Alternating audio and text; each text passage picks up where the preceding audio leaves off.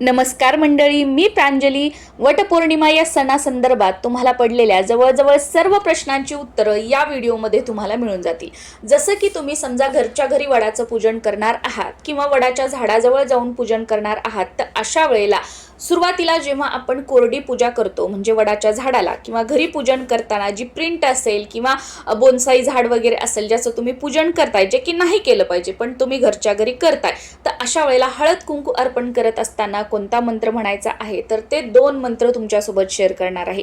त्याचबरोबर जेव्हा वडाच्या झाडाला आपण पांढरा धागा गुंडाळत असतो तर त्यावेळेला पांढरा धागा गुंडाळताना किती प्रदक्षिणा घालायच्या आहेत आणि त्या प्रदक्षिणा घालत असताना पतीच्या दीर्घायुष्यासाठी कोणता मंत्र म्हणायचा आहे तोही तुमच्यासोबत शेअर करणार आहे. त्याचबरोबर जर तुमच्या घरामध्ये कोणी प्रेग्नेंट असेल किंवा तुम्ही स्वतः गर्भवती आहात, पहिल्या महिन्यापासून ते 9व्या महिन्यापर्यंत कोणताही महिना तुम्हाला सुरू असेल, तर अशा वेळेला वडाचं पूजन कसं करावं, वडाला प्रदक्षिणा घालावी का किंवा वडाला पांढरा धागा गुंडाळावा का, अशा सगळ्या प्रश्नांची उत्तरं तुम्हाला मिळून जातील. आणि सर्वात महत्त्वाचं, यंदा वडाचं पूजन करण्यासाठी फक्त एक शुभ मुहूर्त आहे, तर तो मुहूर्त सुद्धा मी तुमच्यासोबत शेअर करणार आहे. या मुहूर्तामध्येच आपल्याला वडाचं पूजन करण्याचा प्रयत्न करायचा आहे, पण काही कारणांमुळे काही अडचणींमुळे या मुहूर्तामध्ये जर तुम्हाला पूजन करणं शक्य झालं नाही वडाचं, तर मग नक्की वडाची पूजा कधी करायची हेही तुमच्यासोबत शेअर करणार आहे. सर्वप्रथम कोरडी वडाची पूजा जेव्हा आपण करतो, हळद कुंकू अर्पण करतो, त्यावेळेला कोणते 2 मंत्र म्हणायचे आहेत ते तुमच्यासोबत शेअर करते.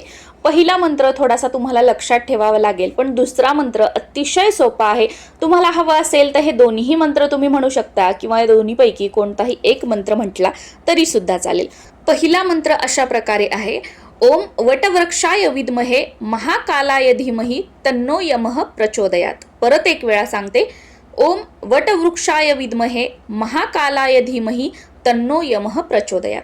हळद कुंकू अर्पण करत असताना म्हणजेच कोरडी पूजा करत असताना हा दुसरा मंत्रही तुम्ही म्हणू शकता.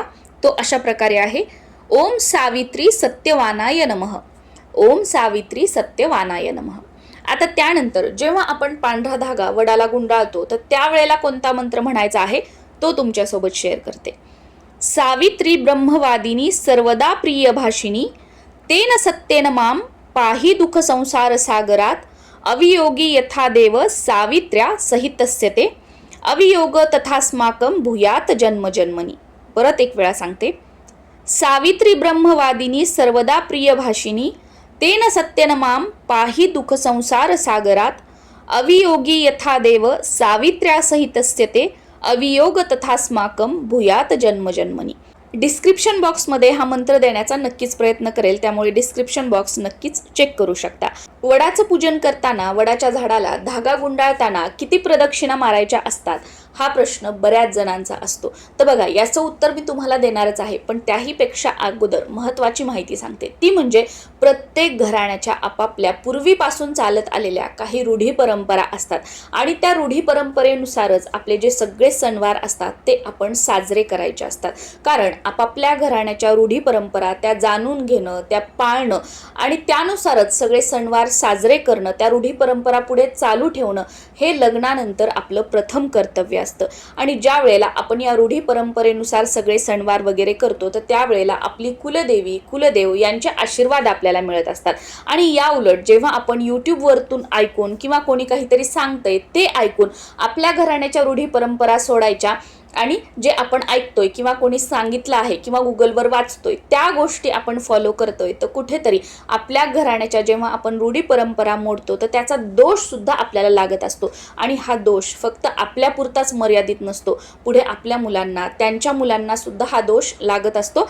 त्यामुळे तुमच्या घरातील मोठ्या मंडळींना विचारा की आपल्याकडे वटपौर्णिमेच्या पूजेला वडाला किती प्रदक्षिणा घातल्या जातात, तुम्ही किती घालता, म्हणजे तुमच्या घरातल्या मोठ्या मंडळी महिला असतील त्यांना विचारा. आणि त्या जेवढ्या पूर्वीपासून वडाला प्रदक्षिणा घालतात तेवढ्याच प्रदक्षिणा घालण्याचा तुम्ही प्रयत्न करा.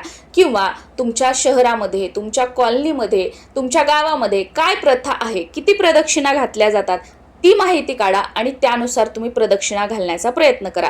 पण तसं तर शक्यतो वडाच्या झाडाला 7 किंवा 5 प्रदक्षिणा घातल्या जातात. तुमच्या शहरानुसार, तुमच्या भागानुसार आणि तुमच्या घरातील रूढी परंपरेनुसार तुम्ही ठरवू शकता की तुम्हाला वडाच्या झाडाला 7 प्रदक्षिणा घालायच्या आहेत किंवा 5 प्रदक्षिणा घालायच्या आहेत. मी तर म्हणेल की आपल्या घराण्याच्या रूढी परंपरेनुसारच तुम्ही वडाला किती प्रदक्षिणा घालायचं हे आपल्या घरातील मोठ्या मंडळींना विचारून ठरवा. कारण मी सुद्धा आमच्या घरामध्ये ज्या काही रूढी परंपरा पूर्वीपासून चालत आलेल्या आहेत त्यानुसारच सगळे सणवार साजरे करण्याचा प्रयत्न करते.